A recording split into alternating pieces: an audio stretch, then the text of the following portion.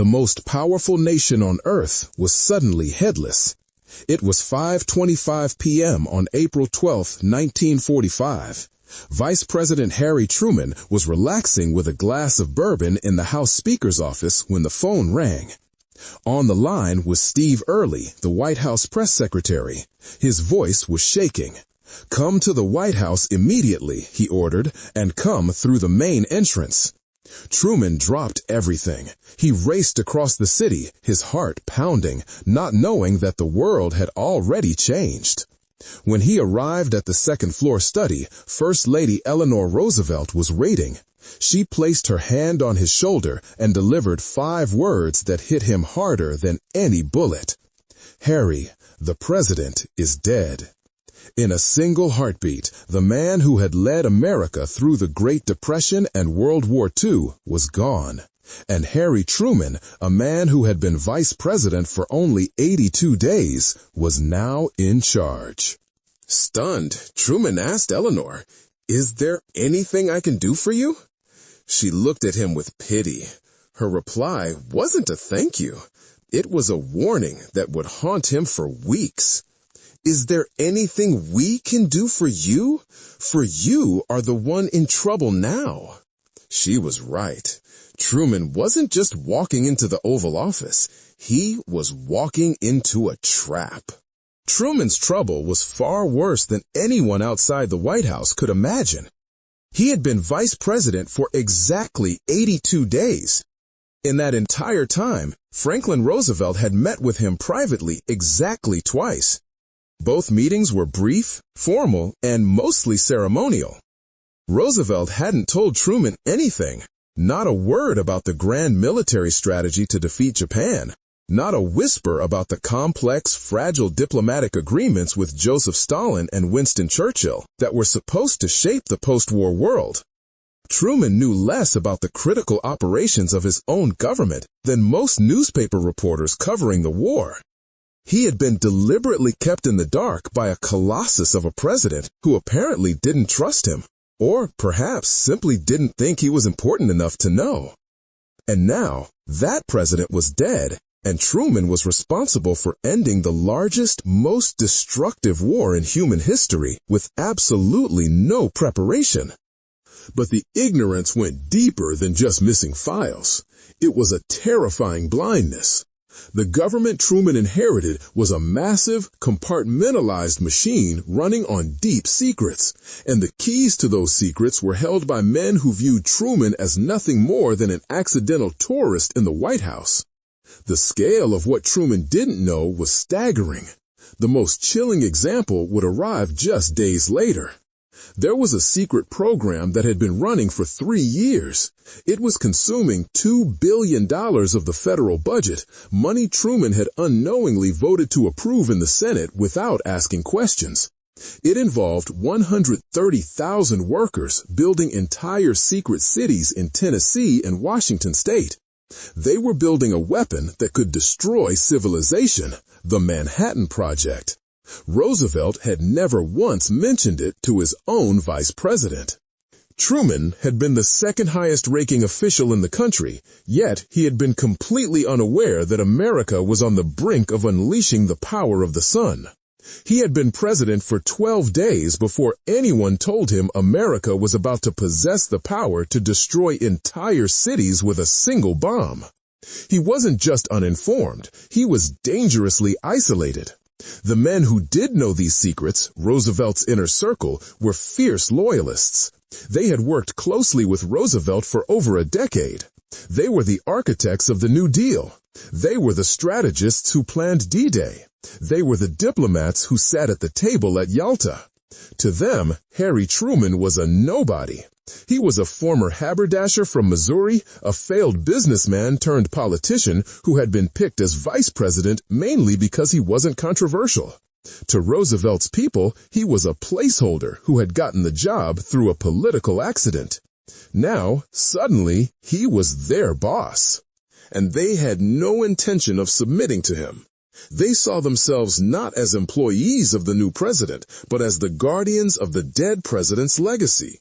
They believed they were the protectors of a vision that Truman hadn't helped build and, in their eyes, wasn't qualified to understand. They weren't just grieving, they were digging in. They were preparing to run the government exactly as Roosevelt had wanted, regardless of what the new man in the Oval Office thought. Truman walked into his first cabinet meeting not as a commander-in-chief, but as an intruder. He looked around the table at the most powerful men in Washington and realized immediately that he was alone. They didn't respect him. They didn't trust him. And they held all the cards. The United States government was running on autopilot, guided by the ghost of Franklin Roosevelt, and Harry Truman was the only one in the room who didn't know the destination. The cabinet meeting the next morning made the situation terrifyingly clear. When Harry Truman walked into the cabinet room, he wasn't greeted with the deference usually reserved for a head of state. He was met with a wall of skepticism. He took his seat at the head of the long mahogany table and looked into the faces of the men who had run the war. These were giants. They were the architects of the American century. For over a decade, they had been the hands and voice of Franklin Roosevelt. They had crafted the New Deal that saved the economy. They had built the military machine that was crushing the Nazis. They had negotiated the delicate alliances that held the world together. And to them, Harry Truman was a joke. He was the senator from Pendergrast, a man associated with the corrupt political machine of Kansas City. He was a former haberdasher who had gone bankrupt selling shirts and ties. He had been picked as vice president only weeks ago, not because he was a leader, but because the Democratic Party needed a compromise candidate who wouldn't offend anyone. To Roosevelt's inner circle, Truman was a political accident, a placeholder. And now, by a twist of fate, this accident was their boss. The tension in the room was suffocating. You could almost hear the unspoken thought echoing in their minds. How long until this man fails? Secretary of Commerce Henry Wallace sat there, barely concealing his bitterness. Wallace was a true believer, a man who worshipped Roosevelt's vision. More importantly, Wallace had been Roosevelt's vice president from 1941 to 1945. He had sat in that second chair for 4 years. In his mind, the presidency was his birthright. He had been pushed aside at the convention for political expediency, replaced by this little man from Missouri. Wallace didn't just disrespect Truman, he held him in contempt. He looked at Truman and saw a usurper, an uneducated provincial politician who had no business sitting in Roosevelt's chair. Wallace was already plotting, convinced that he was the true keeper of the flame, ready to push his own foreign policy ideas even if they directly contradicted the new president's orders. Then there was Attorney General Francis Biddle. Biddle was a Roosevelt loyalist to his core, a man who saw himself as the legal guardian of the New Deal's domestic legacy. Throughout the meeting, his body language screamed dismissal. He treated Truman like a temporary inconvenience, a substitute teacher who would be gone as soon as the real authority returned. He barely acknowledged Truman's authority, speaking past him, referencing the president's wishes, referring, of course, to the dead president, not the living one sitting right in front of him. Secretary of the Treasury Henry Morgenthau was just as dangerous. Morgenthau had a specific, brutal vision for the post-war world. He had drafted the Morgenthau Plan, a proposal to strip Germany of all industry and turn it into a weak agricultural wasteland. Roosevelt had tentatively approved it. Morgenthau expected Truman to simply rubber stamp it, without question. Why would he do otherwise? Who was Harry Truman to question the wisdom of the great FDR? Morgenthau didn't explain his plans, he announced them, expecting compliance. But the most immediate danger sat in the chair of the Secretary of State, Edward Stettinius. The war was still raging. Diplomatic relations with the Soviet Union were deteriorating by the hour. Truman needed to know exactly where America stood. He turned to Stettinius, asking for a briefing on the current state of negotiations with Stalin and Churchill. Stettinius started talking, but he wasn't really saying anything. He used diplomatic jargon, speaking in broad strokes about cooperation and ongoing dialogues.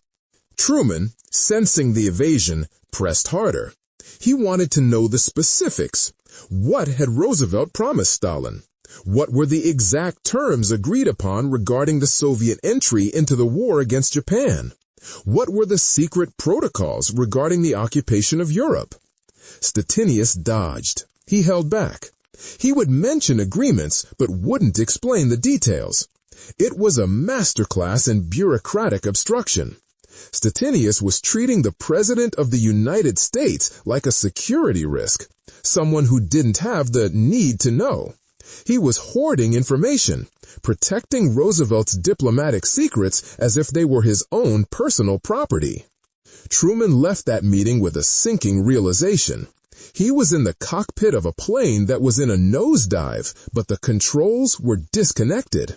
His own crew wasn't just unhelpful, they were actively hiding the flight manual. The depth of their secrecy became undeniable 13 days later. It was April 25th. Secretary of War Henry Stimson requested a private, urgent meeting. Truman braced himself. He assumed the news was about the front lines in Europe, or perhaps a complication with the planned invasion of Japan, which was expected to cost 1 million American casualties. Stimson walked in, his face grave. He sat down and closed the door. He didn't talk about troop movements. He didn't talk about tanks or battleships. He told Truman about a ghost program. Stimson revealed that for the past 3 years, the United States had been running a massive, covert operation that didn't appear on any official ledger. It was called the Manhattan Project. Truman listened in stunned silence as the numbers were laid out before him. $2 billion. Truman had voted on budget appropriations in the Senate for years. He had never seen a line item for this. The money had been hidden, buried in complex accounting tricks to keep it secret from Congress, secret from the public, and secret from the Vice President. 130,000 workers. An army of people, scientists, engineers, laborers, working in secret cities that had been built from scratch in the remote hills of Tennessee and the deserts of Washington State. Oak Ridge, Hanford. Names Truman had never heard, places that effectively didn't exist on any map, yet were consuming the resources of a small nation. And then the purpose. Stimson explained that they weren't just building a bigger bomb. They were harnessing the fundamental forces of the universe. They were splitting the atom. The weapon was nearly complete. It would be ready for testing within months. Stimson looked the president in the eye and explained the stakes. This wasn't just a weapon of war. It was a weapon of apocalypse. A single bomb with the power to vaporize an entire city. A weapon that could end the war in a flash of light, or, if mishandled, could spark an arms race that might destroy human civilization. Truman sat back, the weight of the revelation crushing him. Roosevelt had known all of this. He had overseen every step. He had approved the funding, selected the sites, and read the progress reports. And he had never said a word. Not one word. Truman had been the second highest official in the land, a heartbeat away from the presidency, and he had been allowed to walk into the Oval Office completely blind to the fact that he now controlled the power of a god. This was the moment the full scale of his problem crystallized. It wasn't just that his cabinet didn't like him. It was that they had built a machine, a government of secrets, superweapons, and hidden agendas that was designed to run for Roosevelt, and Roosevelt alone. Truman realized he wasn't just fighting the Axis powers abroad. He was fighting a war for control of his own government. The men surrounding him, Stimson, Stettinius, Wallace, Morgenthau, they were the gatekeepers. They held the keys to the bomb, the keys to the diplomatic treaties, and the keys to the economy. and they had no intention of handing them over to a former haberdasher from Missouri without a fight. But the atomic bomb was only the first secret.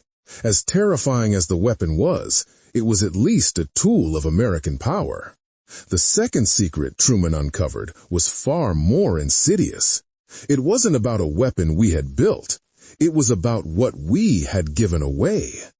The political sabotage within the White House was about to reach its breaking point, and the epicenter of the conflict was Secretary of State Edward Stettinius.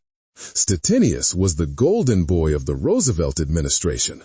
Handsome, silver-haired, and polished, he looked every inch the diplomat. He had been Roosevelt's personal choice to sit across the table from Joseph Stalin and Winston Churchill.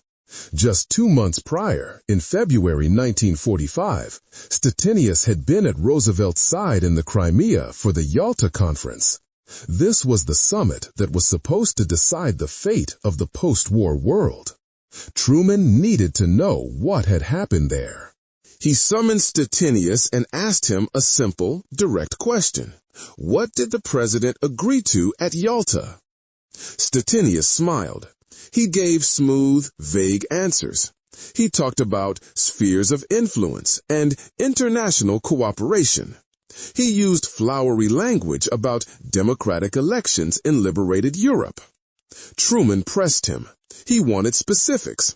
What exactly was promised about the borders of Poland? What exactly was the deal regarding Germany's future? What exactly was the timeline for the Soviet entry into the war against Japan? Stettinius looked the president in the eye and claimed he didn't remember all the details. It was a lie so obvious it was insulting. Stettinius had been the chief diplomat at the most important summit of the century. He had taken copious notes for 3 weeks. He remembered every single comma and period. He wasn't forgetting, he was stonewalling. He was protecting Truman from the truth because he knew that once the new president saw the reality of Yalta, the illusion of Roosevelt's diplomatic genius would shatter. Truman didn't wait for Stettinius to remember. He demanded the files. He got his hands on the actual transcripts and the secret protocols from Yalta, and he sat down to read them. As he turned the pages, the blood drained from his face. The documents revealed that Franklin Roosevelt, in his failing health and desperate hope for peace, had made massive, catastrophic concessions to Joseph Stalin. He had traded away the freedom of nations in exchange for Soviet promises that were worth less than the paper they were written on. First, there was Poland. The war had started to defend Poland's sovereignty, yet the documents showed that Roosevelt had agreed to a wording trap. He had secured a promise for free and unfettered elections, but in the same breath, he had agreed that the new Polish government must be friendly to the Soviet Union. Truman realized immediately what this meant. To Stalin, a friendly government didn't mean an ally. It meant a puppet. Stalin interpreted this clause as legal permission to hunt down the Polish resistance fighters who had battled the Nazis, arrest them, and install a communist dictatorship in Warsaw. Roosevelt's team had known this interpretation was possible, and they had signed it anyway. Then Truman looked at the Far East. The betrayal there was even more shocking. The files showed that Roosevelt had secretly promised Stalin massive territorial gains in exchange for attacking Japan. The Soviet Union was to be given the Kuril Islands, the southern half of Sakhalin Island, and control over key strategic ports in China, including Dairen and Port Arthur. The horror was in the procedure. This was Chinese territory. China was supposed to be an American ally. Yet Roosevelt had given away pieces of a sovereign ally to a communist dictator without even consulting the Chinese government. It was a secret deal cut in a back room, treating millions of people as bargaining chips on a map. But the third revelation was the most damning. The documents showed that Roosevelt had agreed to let Stalin occupy Eastern Europe with the Red Army, but he had made no concrete, enforceable plans for when those troops would leave. Truman looked at the map, Poland, Czechoslovakia, Hungary, Romania, Bulgaria. The Red Army was already there or on its way. Roosevelt had essentially handed the keys to half of Europe to Stalin. There was no timeline for withdrawal. There were no penalties for staying. Truman realized the terrifying truth that his cabinet was trying to hide. Roosevelt had sold out Eastern Europe to keep Stalin happy. The men sitting around Truman's cabinet table, Stettinius, Wallace, and the rest, they knew this. They had been in the room. They had helped draft the language. They were currently operating under the delusion that if they just kept smiling at Stalin and giving him what he wanted, the Soviet dictator would behave like a gentleman. They were clinging to a dead man's dream of a grand alliance, refusing to see that Stalin was already fighting a Cold War. They wanted Truman to honor these deals. They wanted him to continue the policy of appeasement. They were actively trying to manage Truman, to keep him in line, to ensure he didn't rock the boat and upset the Soviets. This was the breaking point. Truman sat alone in the Oval Office, surrounded by the ghosts of the Roosevelt administration. He realized that the men outside his door weren't working for the President of the United States. They were working for a memory. They were loyal to a legacy that was actively endangering the future of the free world. If he listened to them, if he let Stettinius and Wallace dictate foreign policy, the Iron Curtain wouldn't just fall. It would be welded shut with American approval. The Soviet Union would dominate the entire Eurasian landmass. Truman called his closest personal advisors, the few men he actually trusted, and told them his decision. He was going to clean house. He was going to fire them, all of them. His advisors were horrified. They warned him it was political suicide. Franklin Roosevelt was a god to the American people. He had died a martyr just weeks ago. His cabinet members were seen as national heroes, the wise men who won the war. If Truman fired them, the press would crucify him. They would accuse him of betraying Roosevelt's legacy. The Democratic Party would fracture. Congress would revolt. He would be painted as a petty, jealous, incompetent little man trying to destroy the work of a giant. Truman listened to the warnings. He understood the risks. He knew his approval ratings would crash. He knew he might lose the next election. But he also knew that he couldn't lead a nation with a cabinet that was loyal to someone else. He looked at his advisors, his jaw set, and delivered the ultimatum that would define his presidency. I don't care about the politics. I'm the president now. These men need to understand that they work for me or they work for nobody. The time for secrets was over. The purge was about to begin. Truman didn't just talk. He acted with a speed and ruthlessness that stunned Washington. He started with the man who had lied to him about Yalta. In July 1945, Truman fired Edward Stettinius as Secretary of State. He replaced him with James Burns, a sharp-edged politician from South Carolina who had no illusions about Joseph Stalin's benevolence. Next was Henry Morgenthau. Truman forced his resignation that same month. He replaced him with Fred Vinson, a man who understood a critical truth that Morgenthau ignored. You cannot build a peaceful Europe by starving Germany to death. Attorney General Francis Biddle was shown the door by June. And finally, there was Henry Wallace. The man who believed he was the rightful heir to the throne continued to publicly undermine Truman, giving speeches that attacked the president's tough policy toward Russia. In September 1946, Truman fired him. By the end of 1946, the Roosevelt government was dead. Almost everyone who had sat at that first cabinet table looking down their noses at the accidental president was gone. Truman had built an entirely new team, a cabinet loyal to him and his emerging vision of the world. The political price for this was catastrophic.